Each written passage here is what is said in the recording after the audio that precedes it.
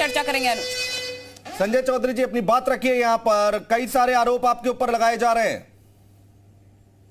देखिए, आरोप भारतीय जनता पार्टी पर नहीं है। मुझे लगता है कि वो जो आरोप लगा रहे हैं वो चुनाव की प्रक्रिया पर हो सकता है कोई आरोप लगा रहे हो, लेकिन जो जानकारी मिल रही है, प्रशासन का जो वक्तव्य है, उनका जो दृष्टिकोण है, वो बता रहा है कि प्रशासन पूरी निष्पक्षता के आधार पर कार्रवाई कर रही है।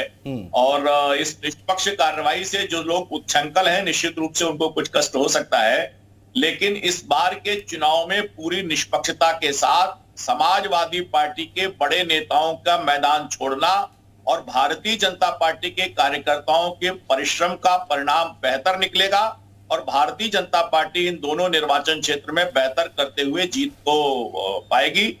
जो अभी तक के जो हमें जानकारी मिल रही है, लोगों ने भारतीय जनता पार्टी के पक्ष में खड़े होकर उनके प्रति अपनी सद्भावना प्रकट की है। अभी तो धर्मेंद्र यादव आगे चल रहे हैं। संजय जी देखिए, प्रारंभिक स्थिति में हमने देखा है कि विधानसभा के बीते चुनाव में भी पोस्टल बैलेट के आधार पर समाजवादी पार्टी आगे दिख रही थी, लेकिन जैसे जैसे बैलेट का परिणाम आया, भारतीय जनता पार्टी के पक्ष में 2/3 बहुमत की सरकार बनी। तो मुझे लगता है कि थोड़ा सा विलंब होगा, लेकिन अंततोगत्वा भारतीय जनता पार्टी जीत का वर्ण करेगी। इसमें कोई भी अनिच्छा या कोई भी अविश्वास नहीं होगा। कपिल श्रीवास्तव जी, पूरी तस्वीर कैसे देखते हैं? यहाँ पर बीजेपी तो कह रही है कि हम जीत रहे हैं।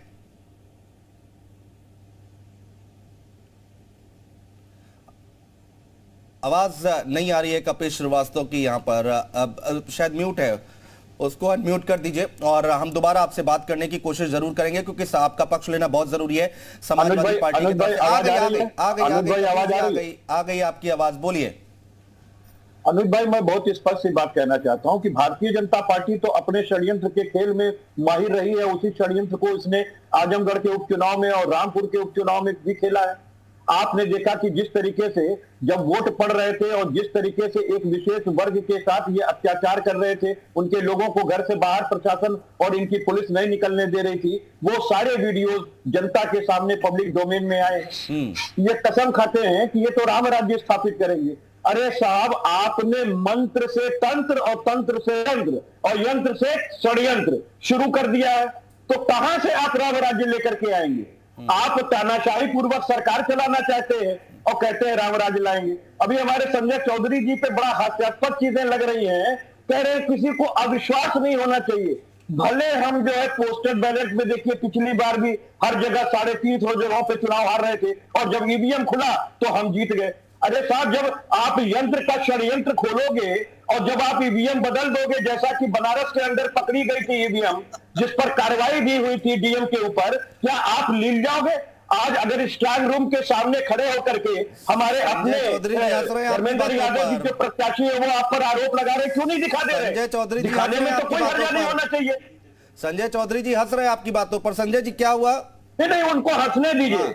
देखिए, जब देश में तानाशाह होता है, जानना चाह रहा हूं, जब देश तानाशाह के हवाले होता है तो लोकतंत्र पे तानाशाह हंसता है। इसमें कौन सी बड़ी बात है? जान लेते हैं ना हंसने के पीछे की वजह, जान लेते हैं हंसने के पीछे की वजह। बोलिए संजय जी। देखिए, तानाशाह वही होता है जो अपने घर में रहकर जनता से न मिलते हुए, चुनाव में भी न जाते हुए, लोकतंत्र में भी भागीदारी न करते हुए केवल संदेश से और डंडे से काम चलाता है। ये अखिलेश जी ने इस चुनाव में दिखा दिया। बीते चुनाव में हमने देखा है कि अखिलेश जी के साथी तो वोट डालने भी नहीं गए थे और इस चुनाव में अखिलेश जी चुनाव प्रचार करने भी नहीं निकले। तो ये तानाशाही की मनोवृत्ति किसकी है? ये तानाशाही की मानसिकता किसकी है? और तानाशाही के आधार पर संजय जी वो प्रचार करने नहीं निकले, उन्होंने कहा कि भाई हमारा गढ़ है, हम जीत रहे हैं यहाँ से। तुलना बेसैर कर रहे हैं। देखिए, आप तो बिना सैर पैर की तुलना कर रहे हैं।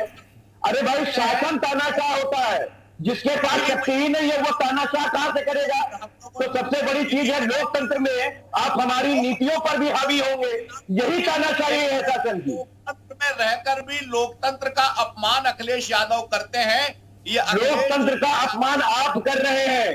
लोकतंत्र का अपमान आप कर रहे हैं। आप तानाशाह हो सकते हैं क्योंकि शासन आपके हाथ में है। विपक्ष जो कि शक्तिहीन है उसके पास कैसे तानाशाही हो सकती है?